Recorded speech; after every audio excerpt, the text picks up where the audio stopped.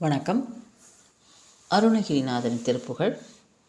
விரல் மாறனைந்து மலர்வாழி சிந்த மிகவானில் இந்து வெயில் காய மிதவாடை வந்து தழல் போல ஒன்ற வினைமாதர் தந்தம் வசைக்கூற குறவானர் குன்றில் உரைபேதை கொண்ட கொடிதான துன்பம் மயல் தீர குளிர்மாலையின் கனி அணிமாலை தந்து குறை தீர வந்த குறுகாயோ மறிமானுகந்த இறையோன் மகிழ்ந்து வழிபாடு தந்த மதியாளா மலைமாவு சிந்த அலைவேலை அஞ்ச வடிவேலெறிந்த அதிதீரா அறிவாள் அறிந்து உன் இருதாள் இறைஞ்சு அடியார் இடைஞ்சல் களைவோனே அழகான் செம்பொன் மயில்மேல் அமர்ந்து அலைவாயுகந்த பெருமாளே.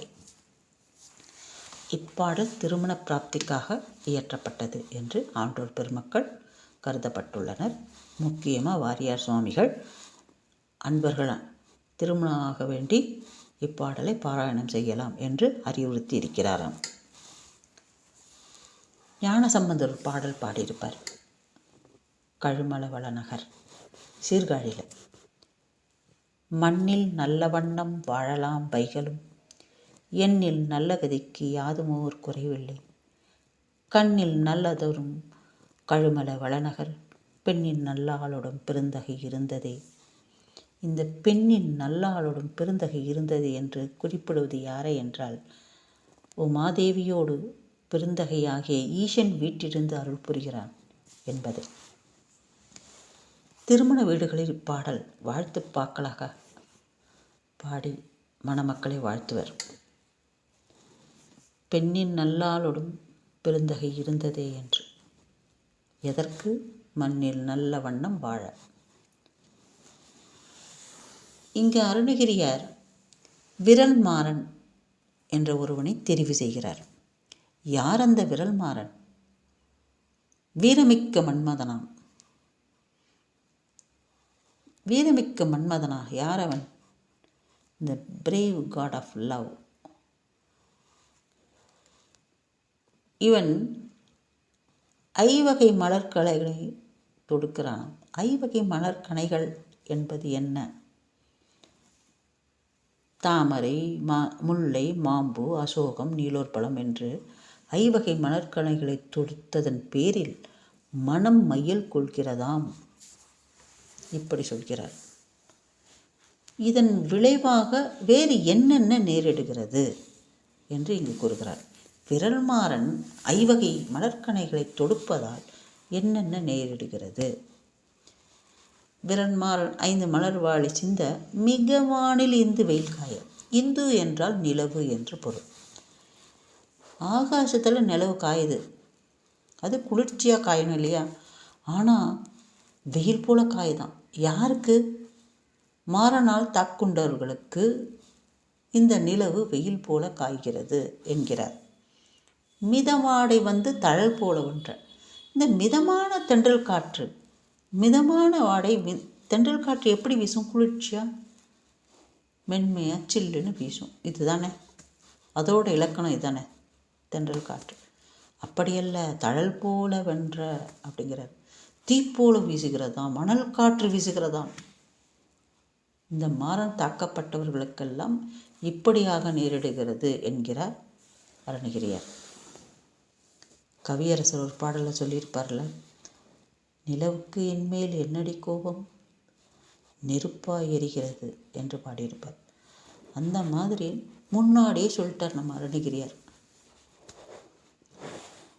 இந்த மையல் கொண்ட பெண்கள் பித்து பிடித்தவர்கள் போல விரகதாபம் ஏற்பட்டு திரிகிறார்களாம்.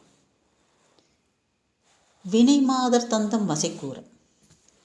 இந்த வம்பு பேசுகிற பெண்கள்னு இருப்பாங்களா ஒரு கூட்டம், யாரையாவது பார்த்து எதையாவது கிசுகிசு.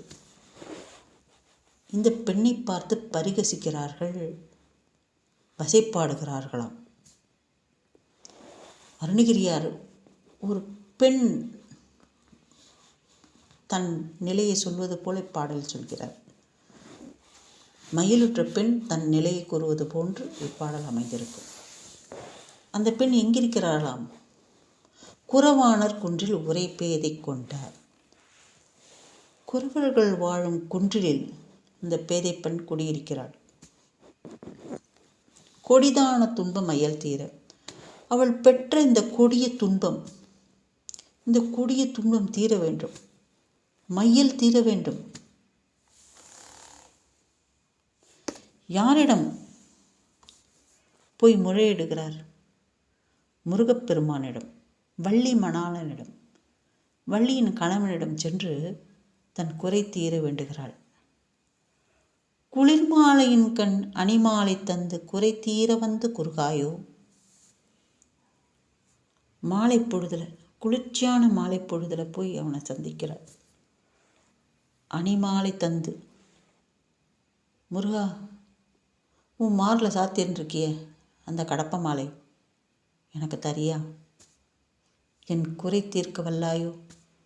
எனக்கு அணுக்கமாக வந்து இருப்பாயோ? உன் மாலையை எனக்கு அணிவிப்பாயாக என்றெல்லாம் வேண்டுகிறாளாம். இப்படியாக கூறுகிறார் அருணகிரியார். அந்த முருகன் எப்படிப்பட்டவன் என்று அடுத்த வரிகளில் கூறுகிறார். மரிமானுகந்த இறையோன் மகிழ்ந்து. மரிமான் என்றால் இளமானை உகந்த, கையில் இளமானை வச்சிருக்கிறார் அந்த ஈசன் மகிழ்ந்து வழிபாடு தந்த மதியாளன். முருகன் அறிஞன் என்று மகிழ்ந்து வழிபாடு செய்கிறாராம்.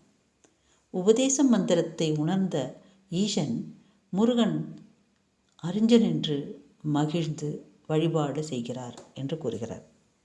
அடுத்த வரியில் மலைமாவு சிந்த அலைவேலை அஞ்ச வடிவேல் எறிந்த அதிதீரா. மலை என்றால் கவுஞ்சமலை, மா என்றால் மாமரம். கவுஞ்சமலையும் மாமரத்தையும் பொழந்து தள்ளிட்டார் வடிவேலால், இல்லையா? மாமரத்தை பொழந்ததுனால சேவல் மயில்னு வந்தது. மலை என்றால் கிரௌஞ்சமலையை பொழந்துட்டார். அடுத்தது அலைக்கடல் அஞ்சும் அளவுக்கு வடிவேல் எறிந்தாராம். ஆகதனால் வடிவேல் எறிந்த அதிதீரா. அறிவால் அறிந்து உன் இருத்தாள் இறைஞ்சு அடியாரிடஞ்சல் களைவோனே. அறிவால் அறிந்து, வள்ளுவர் ஒரு பாட்டில் சொல்லியிருப்பார், கற்றதனாலாய பயனென்கொள் வாலறிவன் அப்படின்னு சொல்லியிருப்பார். வாலறிவன், இந்த அறிவால் அறிந்து உன் இருதாள் இறைஞ்சு அடியார், உன்னோட 2 பதங்களையும் பணிகின்ற அடியார்கள் இடைஞ்சல்களை களைபவன் முருகன். அவன் எங்கிருக்கிறான்? அழகான செம்பொன் மயிர்மேல் அமர்ந்து அலைவாயுகந்த பெருமாளே. அவன் அழகான செம்பொன், முருகனே அழகன், இதில் அவனுக்கு மயில் வேறு அழகாக இருக்கான். அழகான செம்பொன் மயில் மேல் அமர்ந்து அலைவாயுகந்த பெருமாள். அலைவாய் என்பது அலைவாய்புரி திருச்செந்தூர். இந்த பாடல் திருச்செந்தூரில் இயற்றப்பட்டது. அலைவாய்புரி என்று சங்க காலத்தில் அலைவாய்புரி என்று அழைத்தார்களாம் திருச்செந்தூரை. திருச்சீரலைவாய் என்றெல்லாம் குறிப்பிடுவார்கள். மலைமேல் அமர்ந்திருக்கும் முருகனை நாம் வணங்கியிருக்கிறோம் அல்லவா? இங்கு அலைமேல் இருக்கும் முருகனை வணங்குகிறோம். அலைவாய் உகந்த பெருமாளே. மலைவாழ் முருகன் திருச்செந்தூரில் அலைவாய் உகந்த பெருமாளாக அமர்ந்திருக்கிறார். அவரை வணங்கி அவருடைய தாளை பணிவோம் என்று அருணகிரியார் கூறுகிறார். தேங்க்யூ.